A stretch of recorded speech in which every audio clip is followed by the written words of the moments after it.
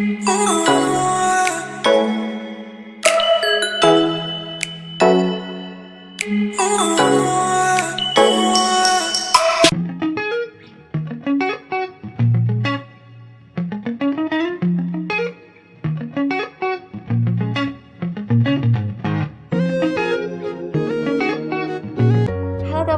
assalamualaikum warahmatullahi wabarakatuh.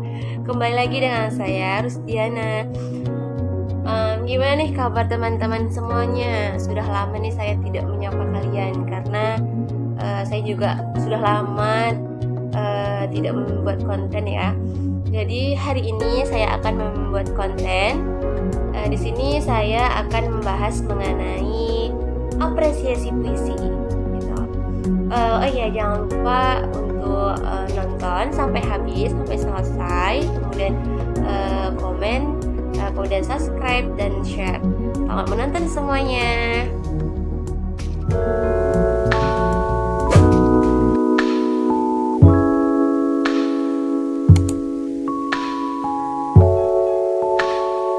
Oke, baik, langsung saja kita memasuki pembahasan kita, yaitu mengenai apresiasi puisi. Sebelumnya di sini saya akan membahas penjelasan atau pengertian mengenai apresiasi dulu. Nah, apa sih apresiasi itu gitu? Pasti kalian di benak kalian kepikiran nih, apa apresiasi? Nah, apresiasi ini kata yang sering kita ucapkan ketika kayak kita menang lomba gitu ya. Gitu kan, apalagi ini lomba Agustusan ya guys gitu. Jadi apresiasi itu kayak sudah lama kita dengar, sudah sering kita dengar gitu ya. Oke, jadi apresiasi ini adalah proses penilaian atau penghargaan yang positif nih teman-teman. Nah, sedang apresiasi puisi adalah merupakan bagian dari kegiatan apresiasi sastra secara umum. Sebagai bagian dari apresiasi sastra, yang pertama kali harus dipahami bahwa apresiasi sastra termasuk apresiasi puisi perlu diletakkan sebagai bagian dari peristiwa atau fenomena kesenian, bukan merupakan peristiwa atau fenomena keilmuan, sosial, politik, ekonomi, dan lain sebagainya gitu ya. Nah, sebagai peristiwa kesenian yang personal gitu ya, apresiasi sastra akan lebih banyak bersangkutan itu dengan jiwa, kemudian nurani, budi, rasa, emosi, kemudian ada afeksi daripada dengan komponen yang fisikal gitu. Nah, untuk melakukan apresiasi, khususnya apresiasi puisi, pemahaman mendalam tentang apresiasi puisi memang perlu kita lakukan. Nah, apresiasi puisi ini terkait dengan sejumlah aktivitas yang berhubungan dengan puisi tentunya ya teman-teman. Nah, aktivitas yang dimaksud ini dapat berupa kegiatan membaca, mendengarkan pembacaan puisi, melalui penghayatan kita dengan secara sungguh-sungguh gitu ya. Nah, untuk apresiasi seseorang terhadap puisi dapat dikembangkan dengan tingkat sederhana ke tingkat yang lebih tinggi gitu. Nah, apresiasi yang tingkat pertama itu terjadi apabila seseorang memahami atau merasakan pengalaman yang ada dalam sebuah puisi tersebut. Nah, apresiasi tingkat kedua itu terjadi apabila daya intelektual pembaca bekerja lebih giat lagi. Kemudian ada apresiasi tingkat ketiga itu terjadi ketika pembaca menyadari hubungan kerja sastra dengan dunia luarnya sehingga pemahamannya pun menjadi lebih luas dan mendalam. Nah, kegiatan mengapresiasi puisi dapat dilakukan dengan memahami struktur teks yang membangun puisi tersebut.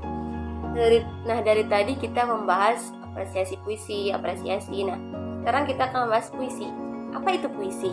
Gitu ya. Menurut Kamus Besar Bahasa Indonesia atau KBBI, puisi atau saja merupakan ragam sastra yang bahasanya terikat oleh irama, kemudian rima, serta penyusunan lirik dan baitnya. Biasanya puisi ini berisi ungkapan penulis mengenai emosi, kemudian pengalaman maupun kesan yang kemudian dituliskan dengan bahasa yang baik sehingga dapat diterima dan enak untuk dibaca gitu ya. Nah, ada menurut ahli dalam bidang sastra telah menjelaskan pengertian puisi. Salah satunya adalah Habib Yasin. Nah, menurut beliau, puisi adalah suatu karya sastra yang diucapkan dengan perasaan dan memiliki gagasan atau pikiran serta tanggapan terhadap suatu hal atau kejadian tertentu. Nah, dari pengertian tersebut dapat kita simpulkan bahwa puisi ini adalah karya sastra yang berisi tanggapan serta pendapat penyair mengenai berbagai hal. Nah, pemikiran penyair ini kemudian dituangkan dengan menggunakan bahasa-bahasa yang apik serta memiliki struktur batin dan fisik khas penyair gitu. Nah, untuk pemikiran penyair ini dituliskan dengan menggunakan beragam pemilihan kata yang indah tentunya sehingga dapat memikat para pembacanya. Nah, puisi juga memiliki nilai estetika yang berbeda-beda tergantung penulis puisinya gitu. Setiap penyair biasanya memiliki kekhasan dalam menulis karangan puisinya gitu. Dalam membuat sebuah puisi juga kita harus menentukan ide, tema, judul, dan masih banyak lagi yang dapat kita pelajari. Kita juga bisa melihat, kita juga bisa membaca pada buku kumpulan-kumpulan tips menulis, khususnya menulis sebuah karangan puisi gitu ya teman-teman. Nah, untuk jenis puisi itu terbagi menjadi dua. Yang pertama itu ada puisi lama dan puisi modern. Nah, jenis puisi lama ini berupa pantun, kemudian talibun, kemudian ada mantra dan gurindam. Nah, kalau puisi lama ini puisi yang jenis mantra merupakan jenis puisi yang diciptakan dalam kepercayaan animisme gitu. Biasanya dibacakan dalam acara ritual kebudayaan serta menggunakan kata yang dapat menimbulkan efek bunyi magis gitu ya. Kemudian ada pantun. Pantun ini merupakan jenis puisi lama yang bersajak AB dengan setiap baris terdiri atas 4 baris, 2 baris lampiran dan 2 baris isi. Nah, kemudian ada talibun. Talibun ini terdiri dari sampiran dan isi lebih dari 4 baris dan selalu genap. Contohnya 2 baris sampir dan 2 baris isi. Kemudian ada syair. Syair memiliki lari 4 bait dan bersaja a serta isinya mengisahkan suatu hal.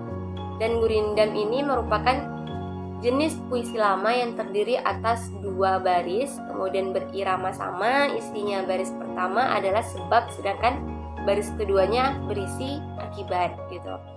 Nah, kemudian ada yang kedua jenis puisi yaitu puisi modern gitu.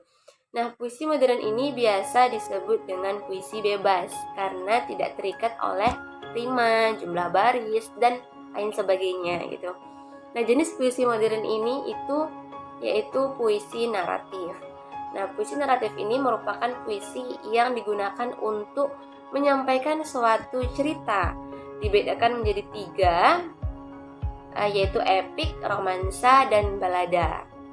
Jenis kedua puisi modern adalah puisi lirik yang digunakan untuk mengungkapkan gagasan penyair.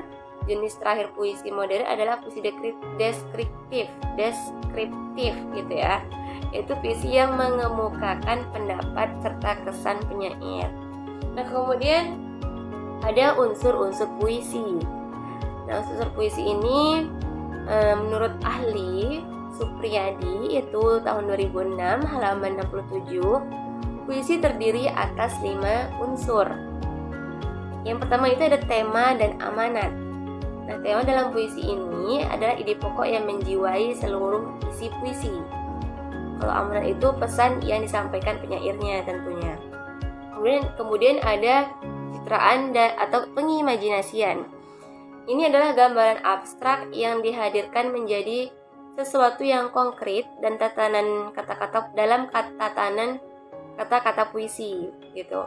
Nah, makna kata dapat ditangkap oleh pembaca, yaitu dengan dapat dilihat, kemudian didengar, diraba, dirasa, dan dibaca.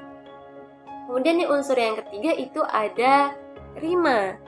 Rima ini adalah persajakan atau persamaan bunyi dalam puisi.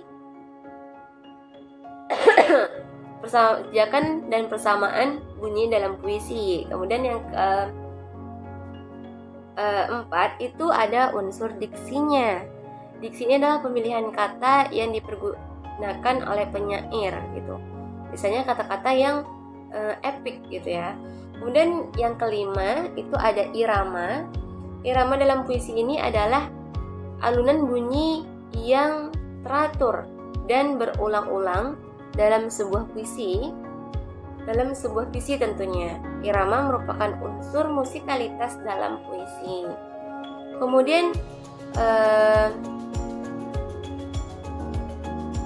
unsur yang selanjutnya, yang terakhir itu ternyata maaf teman-teman, ternyata ada 6. Yang keenam itu ada sudut pandang.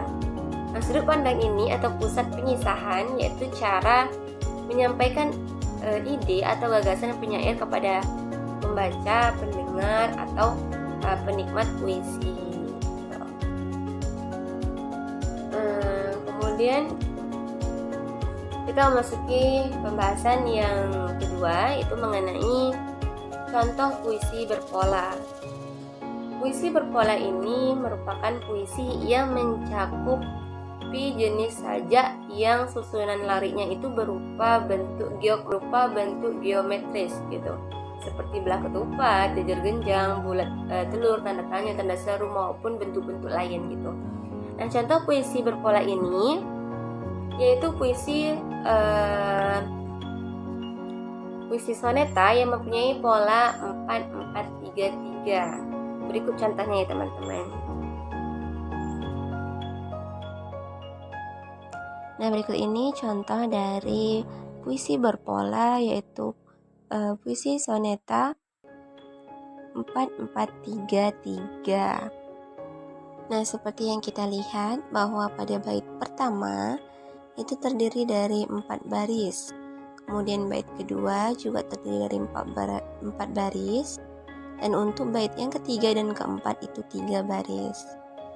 Nah, inilah yang dinamakan puisi yang contoh puisi yang berpola gitu. Pola ini merupakan pola klasik dari puisi yang berasal dari tanah Italia.